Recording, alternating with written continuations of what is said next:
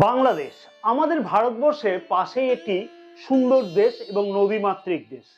সেই দেশেতে এখন চলছে চরম অস্থিরতা। রক্তের টানেই কিন্তু ভাই অথবা বোন হয় না, অথবা কোনো সম্পর্ক হয় না। মনে রাখতে হবে, বাংলাদেশের স্বাধীনতার পিছনেতে ভারতবর্ষের গভীর থেকে গভীরতম হাত ছিল কিন্তু। এবং সেই বাংলাদেশেতে চলছে এখন চরম অশান্তি। এইখানে কোনো রাজনৈতিক আলোচনা নয়। নতুন কি বলতে চাইছে, তবে বাংলাদেশের তবে আমাদের ভাই বোনেরা থাকবে শান্তিতে, অর্থনৈতিক দিক থেকে তবে এই অস্থিরতা অনেকটাই লক্ষ্য করা যাবে। এই ঘটনার সূত্রপাত নিয়ে কিন্তু আমরা কোনো আলোচনা করব না। বাংলাদেশের শান্তি কবে ফিরতে চলেছে, জ্যোতিষ কি বলতে চাইছে, সেই বিষয় নিয়ে আমরা বিস্তারিত আলোচনা এই ভিডিওতে করব। ভিডিও শুরু করবার প্রথমেই আমি আমার প্রিয় দর্শক বন্ধুগণের উদ্দেশ্যে বলবো, এই ভিডিওতে কোনো ধরনের রাজনৈতিক কমেন্টস বক্সে কিন্তু দয়া করে উল্লেখ করবে না। সম্পূর্ণ বিষয়টিকে জ্যোতিষ আঙ্গিকে দেখবার জন্য সকল প্রিয় দর্শক বন্ধুগণকে একান্তভাবে আমার অনুরোধ থাকবে।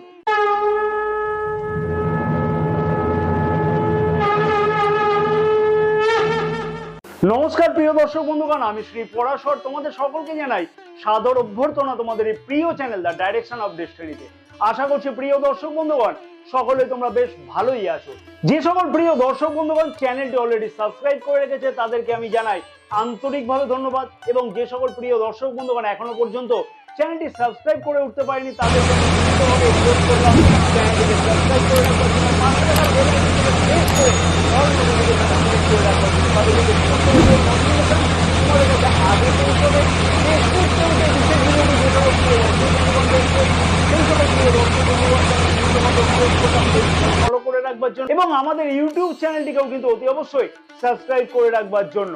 26শে আগস্ট 1971 সালেতে বাংলাদেশ স্বাধীন হয়েছিল, এবং সেই স্বাধীনতার তারিখ অনুযায়ী বলা চলে যে চন্দ্র রাশি অনুযায়ী মীন রাশিতে কিন্তু চন্দ্র গোচর অবস্থান করছিল। এবং আমরা সবাই কিন্তু জানি যে যে রাশিতে চন্দ্র গোচর অবস্থান করে জন্মকালীন সেইটাই কিন্তু সেই জাতক বা জাতিকার রাশি অনুযায়ী বা জন্ম রাশি অনুযায়ী বিচার করা হয়ে থাকে। অতএব 26শে মার্চ 1971 সালেতে চন্দ্র মীন রাশিতে গোচর অবস্থান করবার ফলেতে বাংলাদেশের কিন্তু মীন রাশি হচ্ছে জ্যোতিষ ভিত্তিতে।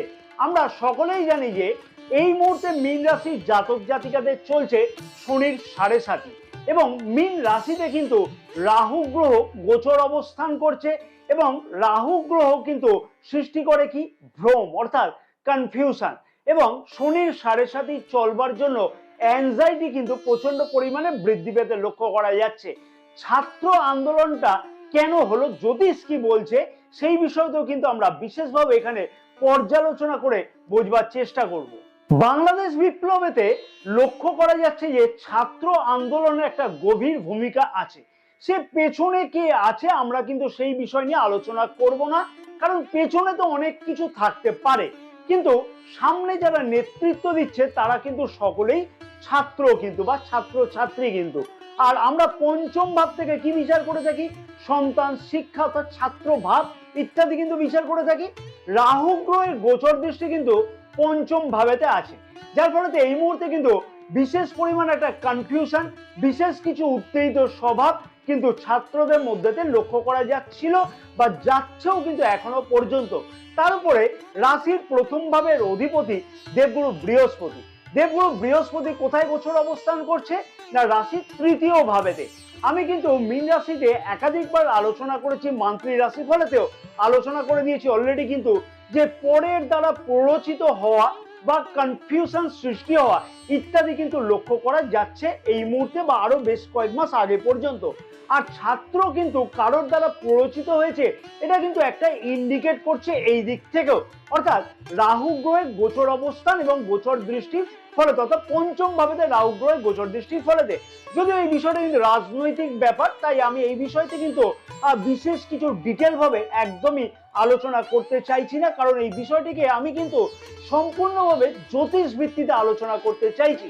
তবে ছাত্রদের মধ্যে একটা কনফিউশন সৃষ্টি হওয়ার ফলে কিন্তু এই বিশাল ছাত্র আন্দোলনের একটা যার ফলে কিন্তু অস্বাভাবিক একটা পরিস্থিতি লক্ষ্য করা যাচ্ছে আমাদের প্রতিবেশী দেশ বাংলাদেশে। আরো বেশ কিছু পরিস্থিতির জন্য গ্রহের গোচর অবস্থানকে আমি এখানে গাইড করবো এই মুহূর্তে।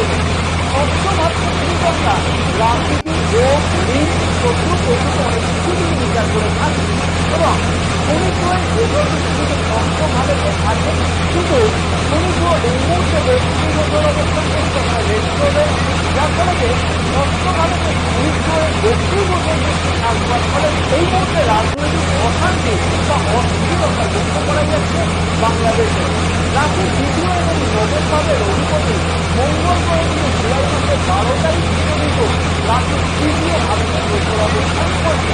মঙ্গল গ্রহ আমরা কিন্তু সবাই জানি পূর্ব গ্রহ, যদিও রাশির প্রথম ভাবের অধিপতির সাথে গোচর অবস্থান করছে মঙ্গল গ্রহ, কিন্তু তৃতীয় ভাবকে কিন্তু আমরা বিচার করে থাকি কি সাহস এবং পরাক্রম। কিন্তু মঙ্গল গ্রহ তার সাথে সাথে আবার কিন্তু ষষ্ঠ ভাবকেও অ্যাক্টিভ করে রেখেছে, তার ফলে রাজনৈতিক ভাবে কিন্তু হিংসাও এই সময়তে বৃদ্ধি পেতে লক্ষ্য করা যাচ্ছে, যার ফলে অযথা উত্তেজিত মনোভাব কিন্তু বাংলাদেশের জনতা এবং ছাত্রছাত্রীদের মধ্যেও এই মুহূর্তে কিন্তু লক্ষ্য করা যাচ্ছে, যেটা আশা করা যায় যে জনগণ বা ছাত্রছাত্রীদের মধ্যেতে এই উত্তেজিত মনোভাব কিন্তু অনেকটাই প্রশমন হতে লক্ষ্য করা যাবে 26শে আগস্ট থেকে। কারণ কি মঙ্গল গ্রহ কিন্তু চতুর্থ ভাবেতে গোচর অবস্থান করবে, তা বলে কি শান্তি 26শে আগস্ট থেকে ফিরবে? প্রিয় দর্শক বন্ধুগণকে আমি বলবো চতুর্থ ভাবেতে মঙ্গল গ্রহ গোচর অবস্থান 26শে আগস্ট থেকে করলেও পুরোপুরি কিন্তু শান্তি একদমই লক্ষ্য করা যাচ্ছে না সেই সময় থেকে।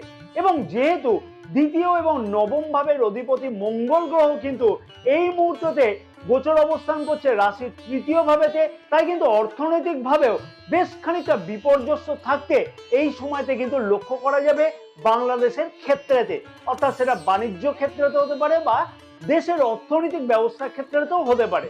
তাহলে এই ছোট্ট দেশেতে আমাদের ভাই বোনেরা কবে সুখে থাকবে বা কবে স্বাচ্ছন্দ্যে থাকতে পারবে? তার আগে আমি বলবো যে রাজনৈতিক পরিস্থিতি কিন্তু অনেকটাই সামাল দিতে বা সামাল পেতে লক্ষ্য করা যাবে 15ই নভেম্বর 2024 থেকে। কারণ কি শনি গ্রহ কিন্তু মার্গী গোচর অবস্থান করবে সেই সময় থেকে, এবং শনি গ্রহের গোচর দৃষ্টি কিন্তু ষষ্ঠ ভাবেতে থাকবে, তার ফলে খানিকটা কিন্তু রাজনৈতিক পরিস্থিতি কন্ট্রোলে আসতে লক্ষ্য করা যাবে। তবে সোজা সাপটা কথাতে কিন্তু বলা চলে যে রাশির প্রথম ভাবের অধিপতি দেবগুরু বৃহস্পতি কিন্তু চতুর্থ ভাবেতে গোচর অবস্থান করবে 14ই মে থেকে, এবং চতুর্থ ভাব থেকে কিন্তু আমরা সুখ স্বাচ্ছন্দ্য ইত্যাদিকে বিচার করে থাকি। তাই চতুর্থ ভাবেতে দেবগুরু বৃহস্পতির গোচর অবস্থানের ফলেতে কিন্তু বাংলাদেশে এই পরিস্থিতি কিন্তু পুরোটাই আশা করা যায় একটা কন্ট্রোলে বা নিয়ন্ত্রণে কিন্তু আসতে লক্ষ্য করা যাবে।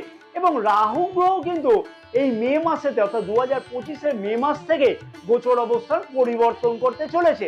তাই আশা করা যায় যে মে মাসের দিক থেকে অর্থাৎ মে মাস 2025-এর দিক থেকে পুরোপুরি কিন্তু পরিস্থিতি অনেকটাই কিন্তু নিয়ন্ত্রণে আসতে লক্ষ্য করা যাবে বা পুরোপুরি শান্তি কিন্তু বাংলাদেশেতে আসতে লক্ষ্য করা সম্ভব হবে।